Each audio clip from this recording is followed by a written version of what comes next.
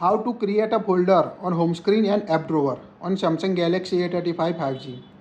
First, here we show how to create folder on home screen. Just tap and hold the app. Tap on a select. Now select the another app. Here we select this. Now tap on a create folder option at the top right. Tap on it.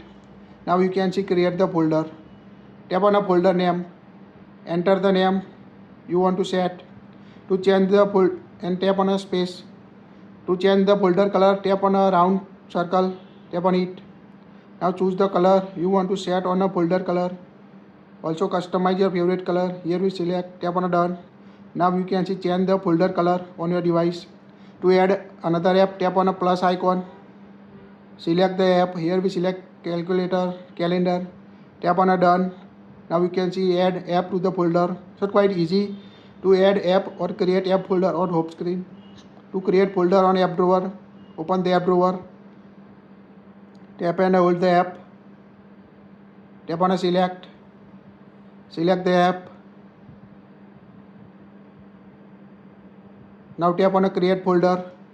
Now this is the same process you create folder on home screen on a Samsung A35 5G. Enter the folder name.